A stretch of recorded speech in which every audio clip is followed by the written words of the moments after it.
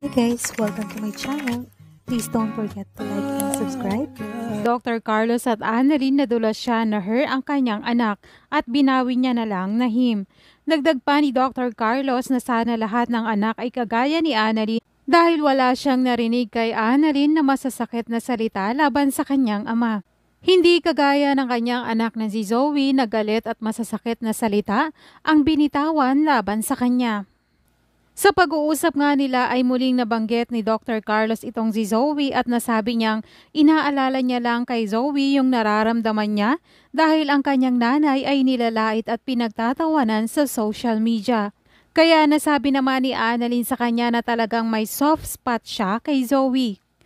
Sasabihin naman ni Dr. Carlos na parang anak niya na si Zoe dahil anak siya ng best friend niyang si Dr. Tanyag.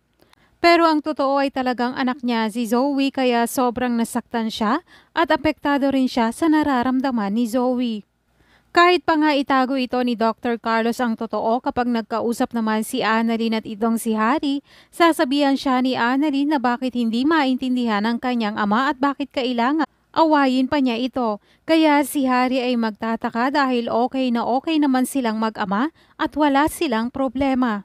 Kaya ito ring si Harry ay magtataka na baka meron din siyang ibang kapatid. Dahil ang nakakaalam lang ng tungkol dito ay si Zoe.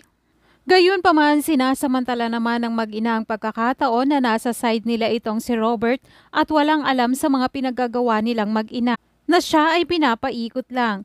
Dagdag pa ni Zoe na ang mahalaga ngayon ay wala siyang ibang naririnig na ibang kwento kagaya ng mga pinag-uusapan nila ni Moira.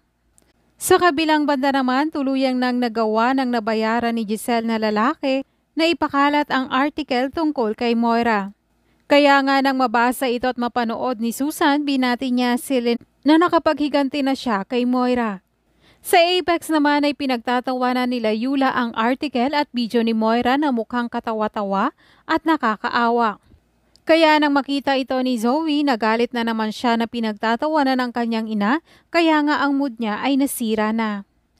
Kaya para malibang siya ay pumunta muna sila ni Joy sa mall at napansin naman ni Joy na wala siya sa mood. Dagdag pa ni Joy na kung dahil ba ito sa kanyang mama dahil sa kumakalat sa online article. Habang naglalakad naman sila ay nakita niya na magkasama si Lynette at Annalyn. Kaya nga pinangako ni Zoe na humanda itong si Lynette dahil pagbabayarin niya at gagawin niya rin ang ginawa ni Lynette kay Moira.